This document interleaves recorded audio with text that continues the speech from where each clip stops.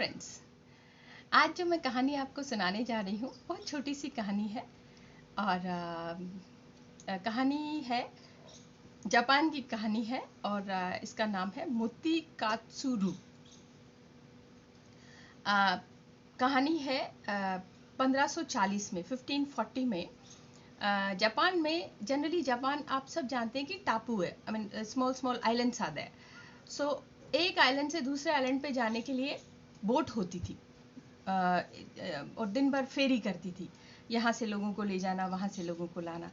तो 1540 में इसी तरह से एक बोट कुछ लोगों को यहाँ से वहाँ ले जा रही थी। ज़्यादा बड़ी नहीं थी, कोई 20-40 लोग बैठे होंगे अंदर। और उनमें एक जवान सा लड़का जिसके हाथ में एक लंबी सी तलवार थी, वो बैठा था और तलवार को घुमा रहा था। हालांकि जगह नहीं थी उसमें, बोट में। और अपनी कहानियाँ बता रहा था कि मैं इतना बड़ा समुराई हूँ, मैंने उसको मारा, मैंने उसको मारा। और सब लोग बड़े ध्यान से उसको सुन रहे थे। और ध्यान से इसलिए सुन रहे थे कि इसलिए नहीं सुन रहे थे कि वो कोई बहुत बड़ा योद्धा था या कुछ, डर के मारे सुन रहे थे कि छोटी सी बोट है, अगर इसका ईगो हर्ट हो गया, कुछ हो गया तो ये मार देगा।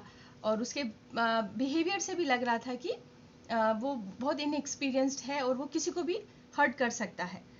तो सारे लोग उसको बहुत ध्यान से, सिर्फ उसका ईगो सेटिस्फाई करने के लिए ध्यान से उसको सुन रहे थे कि किसी तरह ये छोटी सी जगह हम निकल जाए, पार हो जाए और अपनी जान बचे, इससे पूछा छूटे।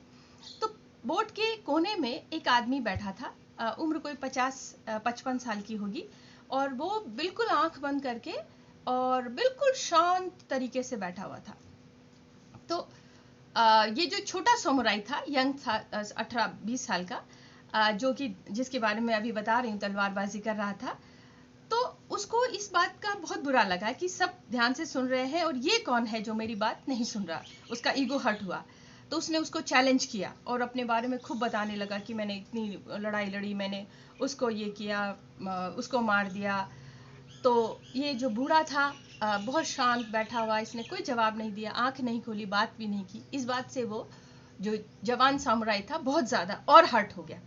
तो उसको बोट में ही उसको चैलेंज करने लगा कि तुम्हें अभी लड़ना होगा। और इस बात से सारे लोग घबरा गए, क्योंकि ये जो जवान सामुराई था ये तो देखने में ही लग रहा था पागल है, और अभी लड़ेंगे तो बाकी लोगों का क्या हाल होगा। तो बात को समझते हुए इस सामुराई ने कहा कि मुझे भी आती है, मैं भी लड़ा हूँ, लेकिन मैं जिस तरह की लड़ाई में पारंगत हूँ उसका नाम है मोती कात्सुरु। एक नाम बताया, एक टेक्निक बताई कि मैं इसी तरह की लड़ाई लड़ता हूँ। तो ये वाला नाम उसने, इस सामुराई ने कभी सुना नहीं था, जो तलवार लेके लोगों को डरा रहा था।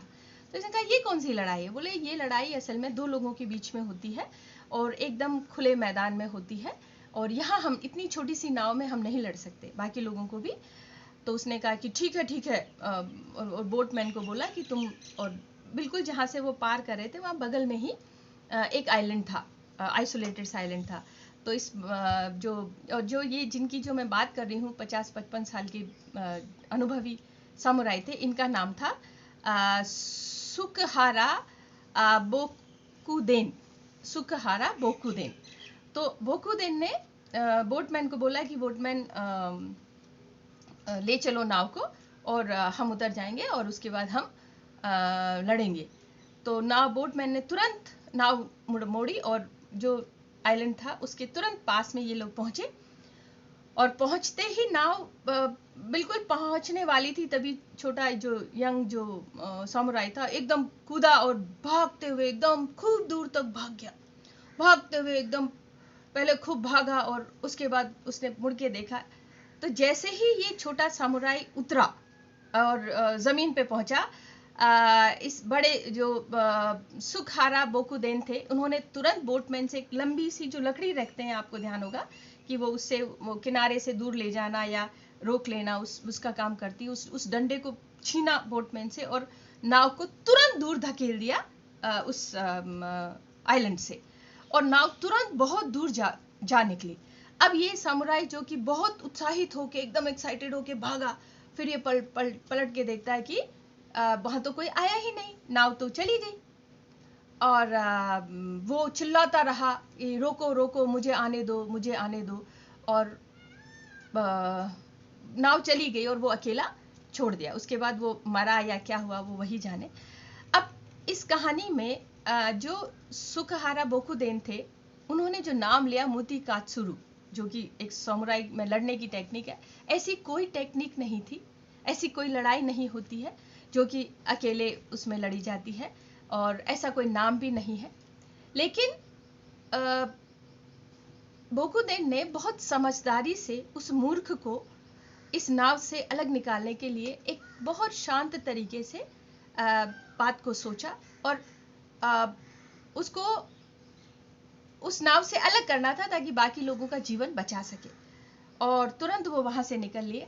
तो इसको पढ़ने के बाद मुझे लगा कि बहुत बार हम बहुत सारी बातों में हम उलझ जाते हैं ऐसे लोगों से।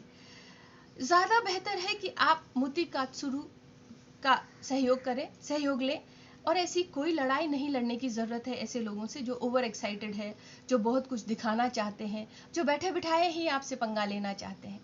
तो मुझे ये कहानी बहुत रोचक लगी, और आपको कैसी लगी? वैसे मेरे आप लोग कमेंट्स जो लिखते हैं बहुत अच्छा लगता है, और आप मुझे लिख के भेजिए अगर और किसी तरह की कहानी है, कुछ है तो मैं आपको बताऊंगी। और मोती कात्सुरु